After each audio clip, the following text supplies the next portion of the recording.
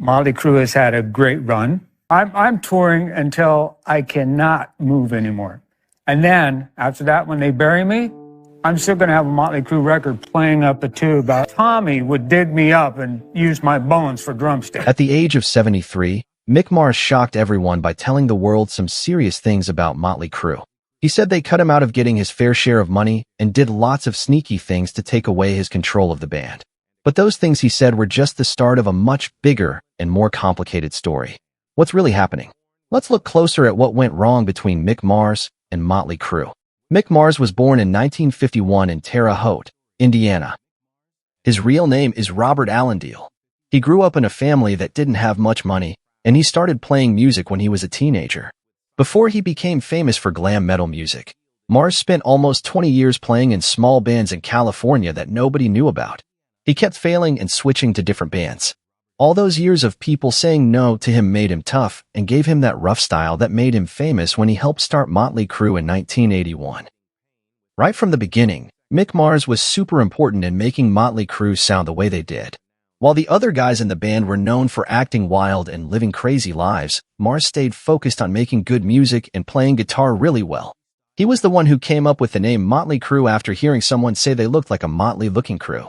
That idea not only helped create the band's brand, but it also showed what kind of person he was. The biggest difference between Mick Mars and the rest of Mötley Crüe was how hard he worked.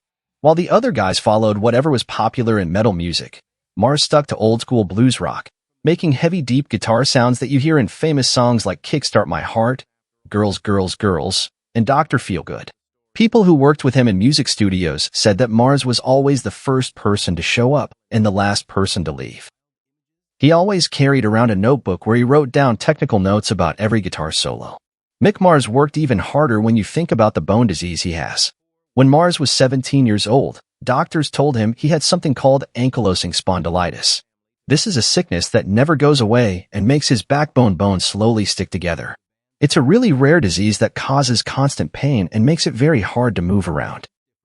According to medical papers that Mars showed during a court case in 2023, he had surgery on his spine in 2004. Doctors put metal rods in his back to help him stand up straight, and he has to deal with pain every single day just to perform music. Even though he had health problems, Mars never let his sickness control his career. For more than 40 years, he was part of every album they recorded in the studio, every tour, and every big event. Music industry professionals have said many times that most of the guitar parts you hear on their albums were played completely by Mars himself without any help or fake computer tricks. Sound engineers at Elektra Records, the company that made many of the band's albums, noticed that Mars was the only band member who always carried his guitar everywhere, even during interviews with reporters and when they were backstage. Unlike his bandmates, Mars was almost never involved in scandals about using drugs, getting in fights, or having legal problems during Mötley Crüe's most successful years. He was quiet and kept to himself, which meant the media didn't pay much attention to him, but he was like a steady musical foundation for the band.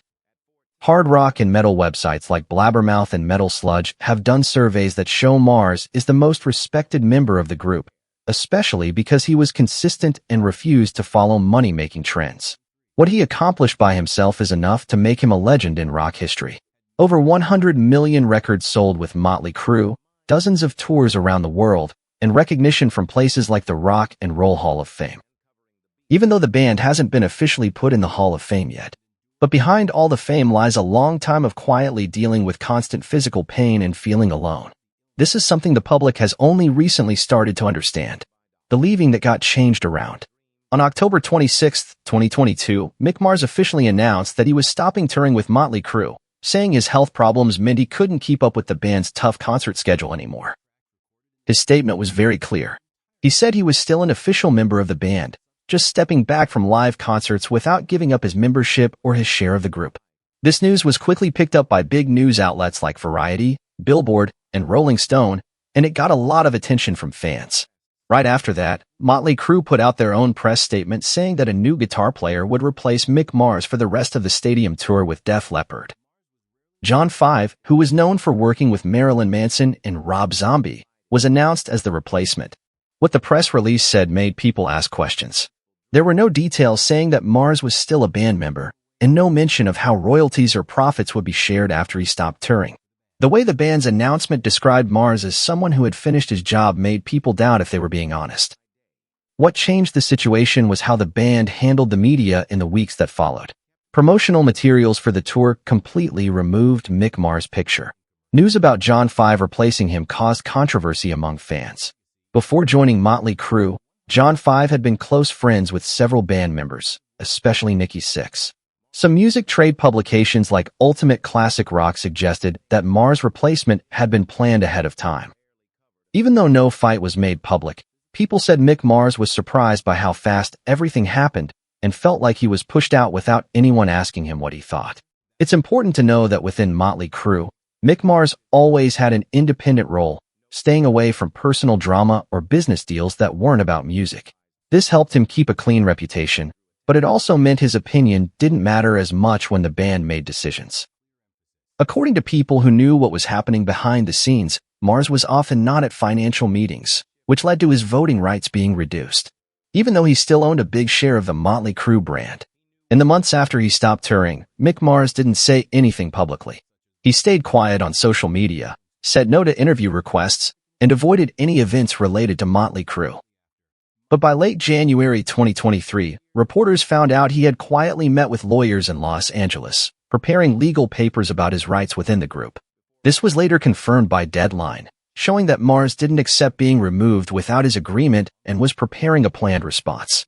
Another thing worth noting was how the remaining band members handled the media.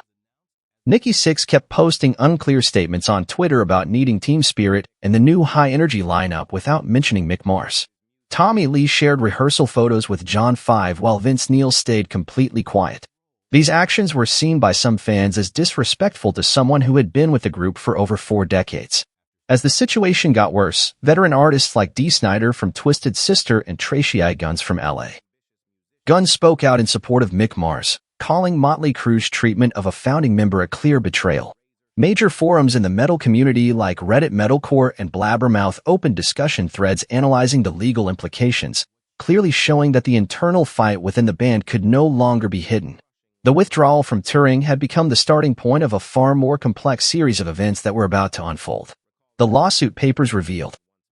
On April 6, 2023, Mick Mars officially filed a lawsuit against Mötley Crüe in the Los Angeles County Superior Court, starting an unprecedented public legal battle in the band's history.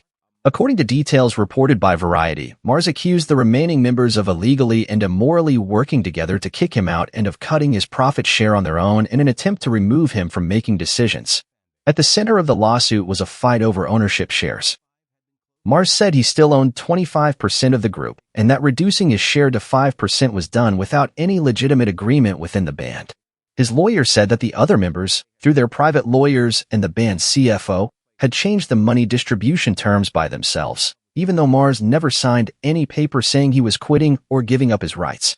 Importantly, the lawsuit revealed behind-the-scenes details that were never made public before. In a part quoted by Rolling Stone, Mick Mars said he had been forced to prove he could still perform through personal tests. He described this as a form of humiliation and degradation, especially given his status as an original member. According to Mars, none of the other 3 members had ever been made to do similar things. On music forums and social media, many argued that Mars was being made a scapegoat in a group increasingly driven by money interests. Some industry figures, including veteran journalist Eddie Trunk, suggested that Mars had the most distinctive playing style and that continuing the band without him would weaken its core musical value. Loudwire published an article noting that Mars' claims aligned with a broader pattern of internal restructuring used by many major bands to maximize financial gain. Beyond financial and performance-related disputes, a key part of the lawsuit addressed brand ownership. Mars claimed he remained a co-owner of the Mötley Crüe name and had voting rights on major decisions. The band's continued use of the name without his approval was seen as a violation of long-standing partnership principles. Mars' legal team said they were considering a motion to stop the band from using the name unless a clear agreement was reached. The legal battle also began affecting the band's credibility with business partners. According to industry sources, several brands that had sponsored past tours reached out for clarification. International event organizers like Live Nation were said to be closely watching the lawsuit's developments as it could affect future tour contracts. As of mid-2024, the case hadn't reached a final ruling, but it already caused lasting fallout. Regardless of the outcome, the lawsuit's revelations have damaged Mötley Crüe's public image. For Mick Mars, this isn't just a legal battle. It's a fight to defend his honor and personal legacy. After more than 4 decades of contributing to American hard rock, while the band moves forward with its new lineup and avoids addressing the controversy, Mick Mars has taken a different path. He has chosen not to fight back with words, but instead launched an independent music project for the first time under his own name, marking a completely new chapter. The team behind the album included experienced musicians Paul Taylor, a keyboard player known for Winger and Alice Cooper, Jacob Bunton on lead vocals, Chris Randall on bass, and Ray Luzier on drums from Korn. The presence of these established names showed that this wasn't a personal experiment, but a strategic release aimed at redefining Mick Mars' musical identity post-Mötley Crüe. The opening track, Loyal to the Lie, immediately caught attention with heavy guitar sounds, pounding rhythms, and an intensely angry tone. The song was viewed by critics as a direct response from Mars to the accusations made by his former band. In an interview with Guitar World, he said, "I don't need to write a statement. I just let the guitar do the talking."